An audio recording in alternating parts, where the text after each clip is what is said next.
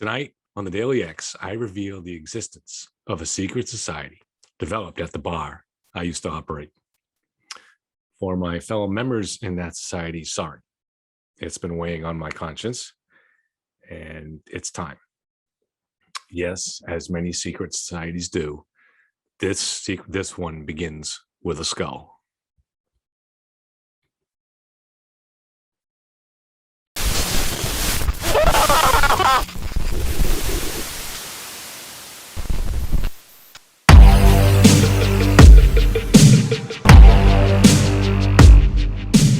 Not the X-Files, our X-Files.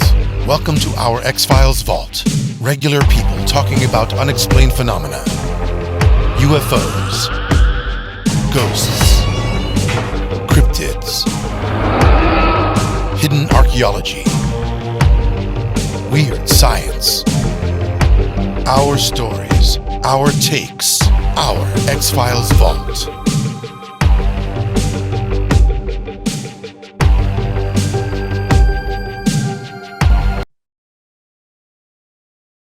Hey, everybody, welcome to the Daily X, where it is the belief that each of us is writing our own story, the story of us, the story of ourselves, right up until the end. I hope each of you has crafted yourself as the hero in that narrative. But as any writer will tell you, writing is rewriting.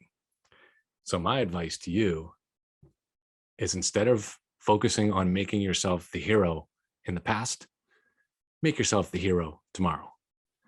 Hey guys, sorry if that sounds lame. I'm feeling a little bit crappy today, so I have decided to have a drink.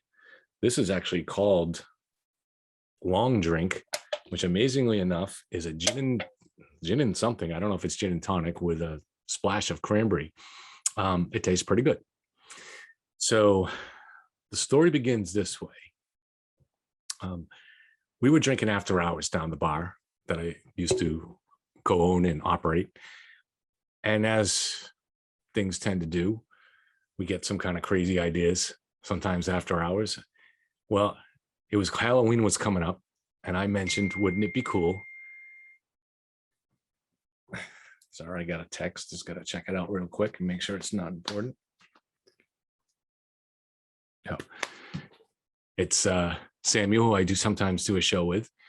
Anyways, so I mentioned after hours that wouldn't it be cool if we got a real skeleton for a decoration?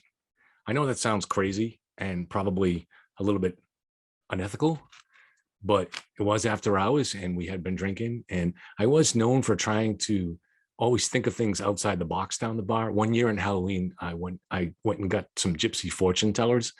I actually stopped by one of those houses that looks really run down. It has a sign up front, Gypsy Fortune Tellers, and I walked up to the door and talked to them, and they'd agreed to do it. So, I had to pay them, but so they came down and they hung out in the back bar. That wasn't very successful, but gives you an idea that I was willing to try things. So anyways, I had this idea about, let's get a skeleton for the bar. And I'm already thinking in my head, maybe we could, tell kids, oh, see if you can spot where the real skeleton is in the bar and get a bunch of fake ones in there and something like that. I don't know, just anything to drive people to come down. And well, it wasn't obviously not a serious idea. And I think cooler heads prevailed by the end of the night. But there was a college kid who worked for us. And I'll say he, all right, so I don't want to reveal names, but he managed to swipe a human skull from his college. I don't know if that was a frat thing or a drunken thing or whatever. So he brought it down and he said, here's your skull. He couldn't get me a whole skeleton, but he goes, here's your skull. I'm like, all right, now what do we do with this? Now, I should have just had him bring it back. But I think, again, he revealed it probably after hours, and maybe the decision-making wasn't at our finest moments. So we decided to put it in the back bar. The bar had 2 rooms, and we always put the greatest effort towards decorating the back bar. So we put it in the back bar. We put it behind the bar so nobody could steal it. And then we started realizing we couldn't really tell too many people about this. I couldn't use it as a promotion. I might even get in trouble. I don't know. We might get the kid in trouble. Where did it come from? So, and I didn't want to creep out the girls that were working back there. they were good kids and good bartenders and hard workers. And I knew they weren't going to be comfortable with it. Well, one of them was maybe going to be comfortable with it, and maybe was comfortable with it. But let's just say that for the most part, they were not comfortable with it, or wouldn't have been comfortable with it. So I didn't want to let them know about it. So it's in the back bar, and the few of us that knew about it, there was a few of the college kids that were friends with the kid that brought it down, and a few regulars and a few staff. Somehow we came up with the idea to create a secret society. Once we decided not to tell people about this skull, it kind of became important to tell people, to get people to say, if we're going to put this here, don't tell anybody, And so someone in the group, not me, came up with the idea of a name for it, the Skull and Stoned Society. I think obviously a take on the Skull and Bones from Yale, but I'm not a stoner, but a lot of the people that work for me were. So you can, those of you who might tune this in, who used to hang around there or work there, can guess take at least a little bit of a guess as to who might have come up with that name. So anyways, we put it up there and we did kind of like a little ceremony with it and toasted it with a shot. And it was a crazy idea to put it up there, But then as I said, as you're starting to get a sense of, after hours where sometimes the ideas got even crazier. And so somebody had the idea, why don't we do a seance? So we waited until we had just the people in our secret society, and we did it after hours, and we had a seance. So this included the kids that were friends with the college kid who took it from us. Goofy stuff, right? But one of the girls who was friends with this kid, I'm sure she was acting, but suddenly her voice changed, and she claimed to be the ghost of the skull, whoever the skull belonged to. I know that sounds, listen, I'm not saying that it was the ghost. I'm sure we were drinking, some people smoking. I mean, it's a goofy thing, right? Well, she claimed, she was pretty inventive, I guess, because what she claimed was that in a voice of this person whose name was, this ghost whose name was Agnes, that she had been murdered. She was a teenage girl who had been murdered during the Civil War, right there in the city where the bar was. And her body had been given for money to one of the research hospitals. That was kind of common, I think, back then, where they needed this for research, so they would pay for these bodies. And enterprising people sometimes became murderers just to come up with enough corpses, because it paid pretty well. So either this girl from this college was very smart about doing that research, or had seen a similar movie maybe or something, or whatever, but that's what she came up with.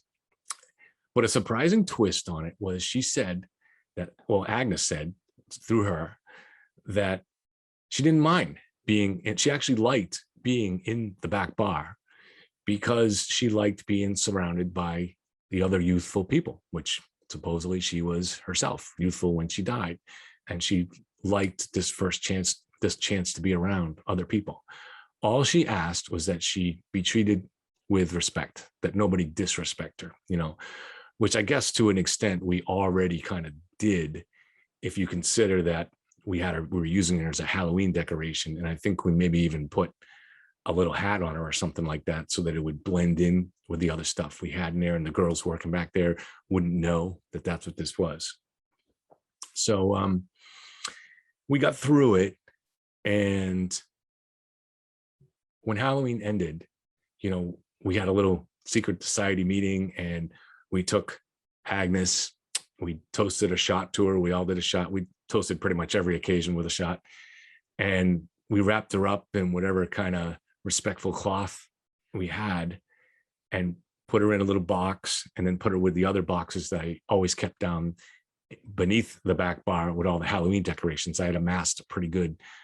I was really into Halloween, decorations for the parties, and so I had amassed quite a bit of it. And so we put it down there. I don't know if Agnes found that disrespectful, but I couldn't leave her up all year. So I probably should have returned her to the school, but we didn't do that. We put her back up down there. And so the next year comes and we still have our little secret society. We've added a few people to it, but some other people have moved away out of the region. So it's still kind of a small group that we made people swear an oath of secrecy when they joined. And I think, as far as I know, I am the first one breaking it again. Sorry. But I guess it is maybe time, considering what happens later in this story. So I put her up in the back room behind the bar where I figured it was safe. And, we did a shot and celebrated it and kept her up there in a place where we assumed nothing would happen to her. But that turned out to be a mistake where we put it. It was just a little bit too low. And so what happened was the bar used to get packed back then. And it would be, when it would get packed, the last hour and a half on a night, it would be chaos. It would be crazy. So the girls that were working back there just apparently didn't notice or unaware when some college kid, a guy who was not part of our group, had no awareness of any of this, snuck behind there and wrote in magic marker the name of, I think, probably one of his buddies on the skull. Now, I'm sure he assumed that it was just a fake skull, but he wrote it on there. And so Agnes was disrespected. This is the thing. So in the bar business, one of the things that haunts all of us in that business, not just owners who can be sued, but bartenders, anybody that's a server. One of the things that really kind of terrorizes us is the idea that somebody will leave there drunk and something bad will happen. It does,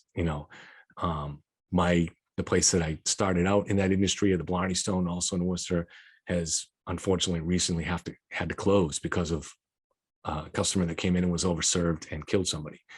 So it's one of those just nightmarish things. I really miss that industry, but if I hit the lottery tomorrow, and hopefully I do, even though as much as I'd love to go back into that business, I don't know. I mean, it's just too easy for someone who's been drinking somewhere else to come in, have a few drinks too many, and go out and kill themselves or kill somebody else. It's really, so until technology creates it so that becomes very highly unlikely, I don't think I would want to get back into it.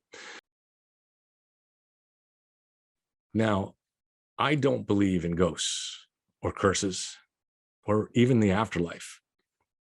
That's why I have to haunt you now while I have the chance. But with the Skull and Stone Society, those of you listening to this show, like I said, are mad at me for revealing it, but it's because of what happened. So, as you know, I eventually had to leave the bar life rather suddenly. And many of the members of our group had already moved on. Some of them were still maybe in the area, but most of them weren't even in the area. So I had no idea. I have to this day no idea what became of Agnes, our little skull that was in the basement.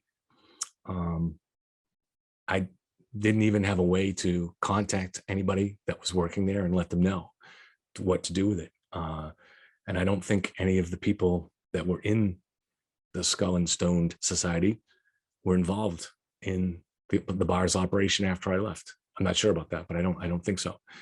So if anyone, that's one of the reasons I'm breaking the silence now. So I'm breaking the oath of secrecy now. So if any of you can come up with a solution for that problem, if you know someone there, or maybe all of it was cleaned out and thrown out, I don't know.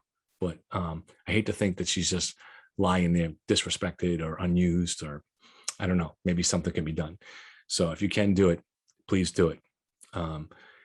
Because while I'm not too sure about the afterlife, it's not a good idea to risk the wrath of a ghost kept angry for eternity.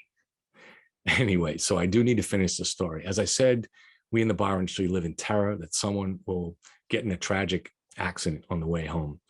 I think that's all I should say about this. You can kind of guess the rest. Maybe the driver was overserved. And if so, then all of us have that on our conscience. Or maybe we just shouldn't have left Agnes so low on the wall where someone could disrespect her. in any case, I hope one day to apologize to Agnes in person. Good night, everybody.